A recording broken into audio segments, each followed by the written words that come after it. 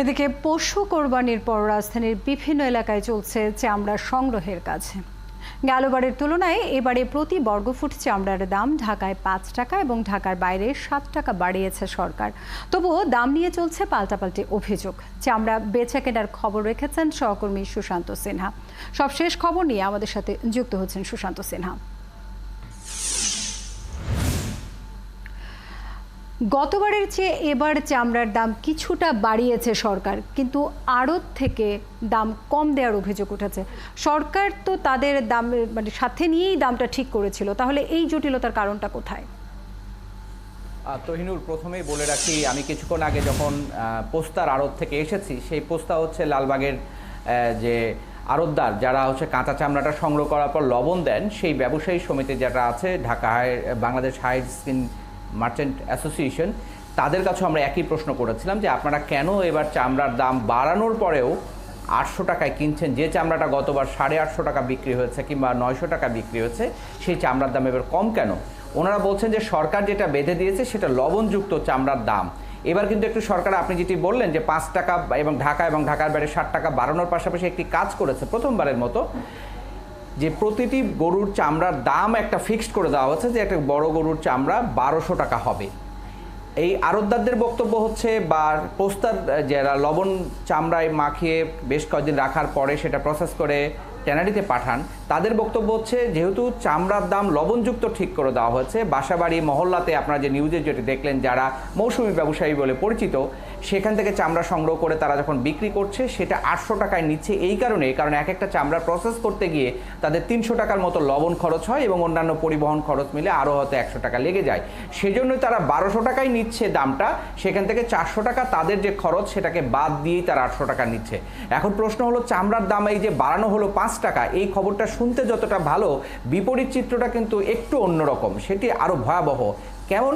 2013 সালে আমাদের এই প্রতি বর্গফুট চামড়ার দাম সরকার ঠিক করে দিয়েছিল 85 থেকে 90 টাকা। সেই সময় গরুর চামড়ার এই দামের পাশাপাশি ছাগলের বা খাসির চামড়ার দাম ছিল 50 টাকা প্রতি পিস সার্বজনীন, অর্থাৎ সারা দেশে এক রেট, এক দর। এখন আপনি 2024 সালে এসে সেই গরুর চামড়ার দাম যেটা 85 টাকা বর্গফুট ছিল সেটা করলেন 50 টাকা থেকে 55 টাকা, অর্থাৎ 11 বছরে প্রতি বর্গফুট গরুর চামড়ার দাম 30 টাকা কমেছে। আর ছাগল যেটির দাম ছিল, ছাগলের চামড়া 2013 সালে 50 টাকা, সেই ছাগলের চামড়ার দাম এখন হচ্ছে 10 টাকা, যদিও সরকার এখানে 20 টাকা ঠিক করে দিয়েছে। তার মানে বাংলাদেশে গেল 11 বছরে এমন কোনো খাদ্যপণ্য নাই, এমন কোনো ব্যবহার সামগ্রী নেই যেটার দাম বাড়েনি। তাহলে বাংলাদেশে উল্টো দিকে হচ্ছে কাঁচা চামড়ার দাম কমেছে, যেটা সরকার লবণযুক্ত যে চামড়া সেটার দামই কমেছে। যেমন 13 সালে একটা গরুর চামড়া কিন্তু মিনিমাম 14 থেকে 1500 টাকা, 1600 টাকা, 1800 টাকা পর্যন্ত 2000 টাকা বিক্রি হতো। সেটা কমতে কমতে কমতে, আপনার যদি একটু পরিসংখ্যান দেই, 14 সালে এসে যে গরুর চামড়া 13 সালে ছিল 85 টাকা, 14 সালে এসে করা হলো 75 টাকা, তারপরের বছর কমিয়ে এটা করা হলো 50 টাকা। এই 50 টাকা চলতে চলতে 18 সালে এসে করা হলো প্রতি বর্গফুট গরুর চামড়ার দাম 45 টাকা। 19 সালে যে ভয়াবহ পরিস্থিতি হয়েছিল তখন কিন্তু 35 টাকায় নেমে গিয়েছিল প্রতি বর্গফুট চামড়ার দাম, প্রচুর চামড়া ফেলে দিতে হয়েছে।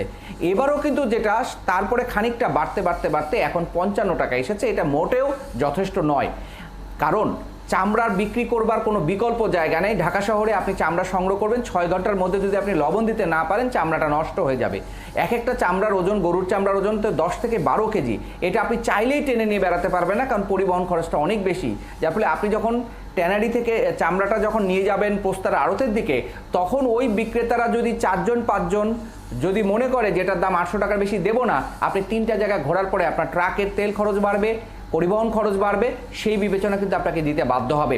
ফলে আমরা 5 টাকা বাড়তি দেওয়া হলেও এবার। ধন্যবাদ সুশান্ত সিনহা আমাদের সাথে যুক্ত হওয়ার জন্য এবং জানানোর জন্য যে আসলে সমস্যাটা কোথায়, যে চামড়ার দরটি ঠিক করা হয়েছে সেটি কেন ক্রেতা এবং বিক্রেতারা কেউই এটাতে সন্তুষ্ট নন।